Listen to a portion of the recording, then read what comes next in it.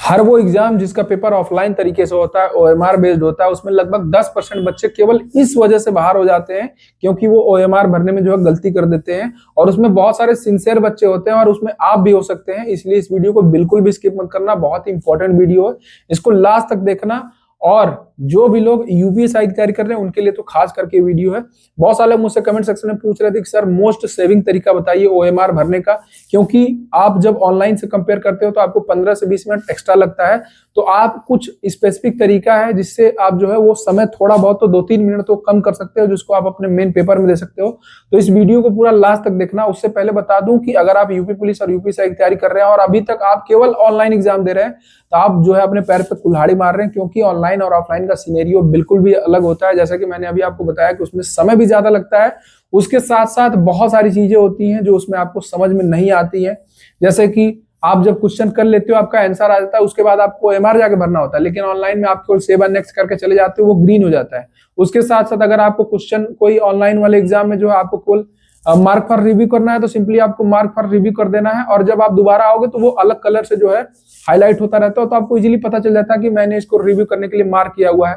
उसी तरीके से कोई क्वेश्चन आप स्किप कर देते हो तो उसमें वो रेड हो जाता है, तो आपको समझ में आता है कि ये क्वेश्चन आपको नहीं आ रहा है। लेकिन ये सारी चीजें जो है ऑफलाइन एग्जाम में आपको नहीं समझ में आती है, इसीलिए ऑफलाइन की प्रैक्टिस ज्यादा से ज्यादा करिए, ताकि ये चीजें जो है इस चीजों के लिए आप हैबिचुअल हो जाए और इन चीजों की भी एक स्ट्रेटजी बना ले।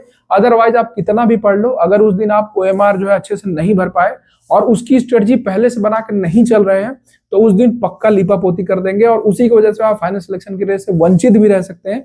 इसलिए आपको फिर से कह रहा हूं, इस वीडियो को फिर से देखना। बाकी अगर आप मेरे चैनल पर नए हैं तो सबसे पहले चैनल को सब्सक्राइब कर लेना, क्योंकि आपके एग्जाम से रिलेटेड सबसे पहले अपडेट आपको यही मिलेगी। कोई भी इंफॉर्मेटिव वीडियो, किसी भी सब्जेक्ट से रिलेटेड स्टडी वीडियो, सब कुछ आपको यही मिलेगी। उसके साथ साथ आप मेरे टेलीग्राम चैनल से जरूर जुड़ जाना, जिसका लिंक आपको वीडियो को डिस्क्रिप्शन मिल जाएगा। वहां पे मैंने अपने बहुत सारे नोट्स की पीडीएफ और भी बहुत सारे इंपॉर्टेंट पीडीएफ जो है दे रखी है। तो बाकी हम लोग अब वीडियो स्टार्ट करते हैं। अब मैं आपको वो तरीका बताता हूं जो कि most effective, most time saving तरीका है ओएमआर भरने का। तो आप भविष्य में आप जो भी जो है ऑफलाइन मॉक टेस्ट दीजिएगा उसमें इसी तरीके से जो है ओएमआर शीट को भरिएगा। मैंने, अगर आपको याद हो तो वीडियो की स्टार्टिंग में 3 तरीका बताया था कि बहुत लोग क्या करते हैं कि एक क्वेश्चन करते हैं उसको जाके भर देते हैं। बहुत लोग क्या करते हैं कि एक सब्जेक्ट कर लेते हैं उसके बाद उसको जाके भरते हैं। बहुत लोग सोचते हैं कि मैं पूरा पेपर कर लूंगा उसके बाद जो है जाके भरूंगा। इन तीनों तरीके से आपको जो है अपना ओएमआर नहीं भरना है। मैं आपको बता रहा हूं, जैसे आप ये पेज देख रहे हो तो आपका जो है क्वेश्चन पेपर इसी तरह खुलेगा। 2 पेपर आपके सामने रहेंगे, मतलब 2 पेज आपके सामने रहेंगे। तो इन दोनों पेज पे आप क्वेश्चन जो अपने अटेम्प्ट करिए। जो भी क्वेश्चंस आपसे हो जाते हैं उसको आप एक टिक करिए। जो क्वेश्चन आपको लगता है कि नहीं अभी मैं इसको नहीं दूंगा, नहीं तो मेरा टाइम खा जाएगा, लेकिन आप क्वेश्चन वो आ रहा है, आपको बाद में अटेम्प्ट करना है मार्क फॉर रिव्यू, तो आप उसके लिए कोई भी संकेत बना लो। जैसे मैं बता रहा हूं कि आप उसके लिए एक गोला संकेत बना लो। और ऐसा क्वेश्चन जो आपको लग रहा है कि ये तो मुझे आ ही नहीं रहा है, या फिर मैं एकदम लास्ट में अटेम्प्ट करूंगा जब मेरे पास सब मेरा हो जाएगा जो मुझे आ रहा है और मेरे पास टाइम बचेगा तब मैं उसको अटेम्प्ट करूंगा, उसका 2 गोला कर दीजिए या फिर 3 गोला। लेकिन हर एक क्वेश्चन के लिए फिक्स होना चाहिए कि अगर मैं मार्क फॉर रिव्यू कर रहा हूं तो मैं 1 गोला करूंगा, और मैं स्किप करने वाला हूं तो मैं 2 गोला करूंगा। या फिर आप अपने हिसाब से कुछ भी सिंबल बना सकते हो, लेकिन थ्रू आउट द पेपर वही सिंबल होना चाहिए। और जो क्वेश्चन आपको आ रहा है वो उसको टिक कर लो। और जैसे ही आपका इन दोनों पेज पे जैसे ये पूरा आपने कवर कर लिया, वैसे ही जितने क्वेश्चंस आपने टिक कर रखे हैं उनका जो है गोला आपको तुरंत जाके ओएमआर शीट लेके भरना है। और वो कैसे भरना है, मान लो आप 26वां क्वेश्चन आपको आया था, उसका आपने आंसर निकाल लिया, तो आपको ओएमआर शीट पे अपने 26 नंबर पे हाथ रखना है और फिर सिधाई मिलाते हुए जाना है, A B C D या फिर क ख ग घ। फिर आपको सिधाई मिलाना है। कई बार क्या होता है कि 26 में हम 25 भर देते हैं या फिर 27 भर देते हैं, तो आपको 25 पे हाथ रखना है और पेन से ऐसे सिधाई मिलाते हुए C है तो C भर देना है।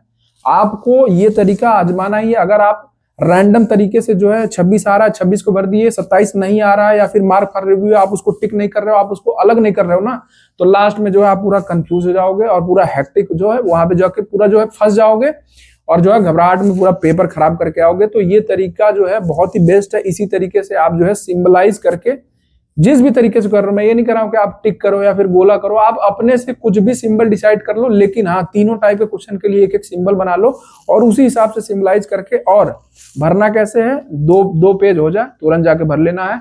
आपको ये नहीं करना है कि एक क्वेश्चन हो जाए फिर ओएमआर उठा रहे हैं, क्योंकि उसमें आपका बार बार टाइम हो रहा है। आप एक क्वेश्चन कर रहे हो, ओएमआर उठा रहे हो, फिर ओएमआर को साइड में रख रहे हो। आप ओएमआर को साइड में भी नहीं रख सकते, क्योंकि आप जस्ट बगल में कोई बच्चा बैठा होगा, वो ओएमआर आपका इधर उधर करेगा, उस पर हो सकता है उसका पेन चल जाए गलती से। तो OMR आप अपने जो है क्वेश्चन के नीचे रखोगे तो बार बार उठाओगे तो उसमें बहुत ज्यादा टाइम आपका जाएगा। और ना ही आपको ये करना है कि आप 40 क्वेश्चन कर लिए मैथ का या फिर रीजनिंग का या फिर हिंदी का या फिर जो है जीके का, उसके बाद नहीं, वो भी तरीका गलत है। आप 2 पेज करो, आपके सामने जो फ्रंट पे 2 पेज हैं उसको तुरंत जाके भर लो।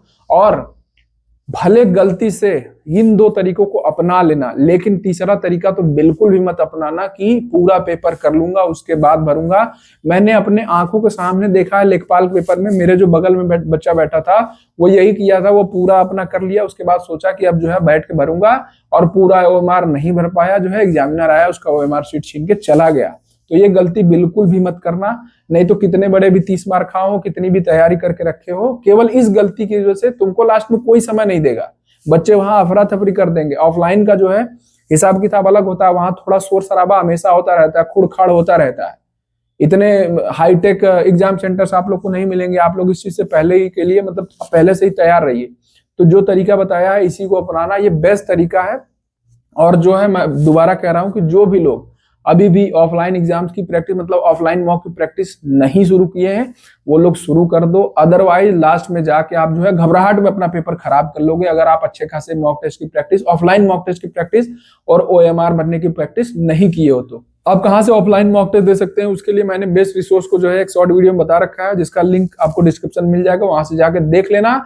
और जो भी लोग नहीं दे रहे हो भैया हाथ जोड़ के विनती है कि दे दो। अगर सच में सिलेक्ट होना चाहते हो तो आप देना शुरू कर दो। उसके साथ साथ टेक्स्ट बुक और RW वाला कंटिन्यू रखो, क्योंकि देखो वो भी जरूरी है कि आपको पता चले कि आप जो है कंपटीशन में कहाँ हो। क्योंकि ऑफलाइन में केवल आप हो, आप जो करोगे आप ही देख रहे हो, आपको पता नहीं कि अगर आपके साथ कोई ऐसा बच्चा जो कि सच में कंपटीशन की तैयारी कर रहा है, सीरियस है, वो कितना नंबर उसमें पाता, उसकी क्या रैंक होती, तो वो आपको नहीं पता चलती है। लेकिन ऑनलाइन में वो पता चलती है। तो बीच बीच में आप अपनी औकात चेक करते रहना, कहीं भी जाकर या तो टेक्स्ट बुक का लाइव दे दो या फिर टेक्स्ट बुक पे जो 10 नए अपडेटेड मॉक टेस्ट आए हैं वो भी बहुत अच्छे लेवल पे हैं, उसको जाके दो, या फिर RW पे जाके दो।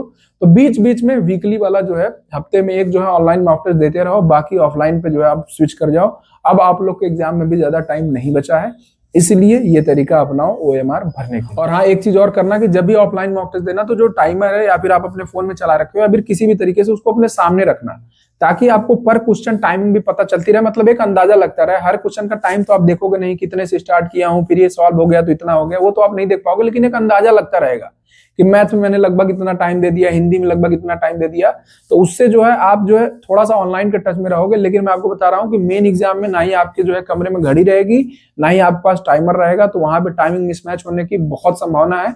तो एग्जामिनर से, जो भी एग्जामिनर रहेगा उससे बीच बीच में थोड़े थोड़े टाइम पे 20-25 मिनट पे टाइमिंग पूछते रहना, एग्जैक्ट टाइमिंग पूछते रहना, और उसी हिसाब से अपने आप को मैनेज करना। कई लोग क्या होता है कि पेपर से लड़ने लगते हैं और टाइमिंग का उनको पता ही नहीं चलता है, क्योंकि वो वही बात होगी कि ऑफलाइन का उतना प्रैक्टिस नहीं किए हैं, जिसकी वजह से फाइनल पेपर खराब हो जाता है। इसलिए जो भी चीजें मैंने बताई उसको जो है जरूर से फॉलो करना, और बाकी आप लोग अपनी तैयारी करिए।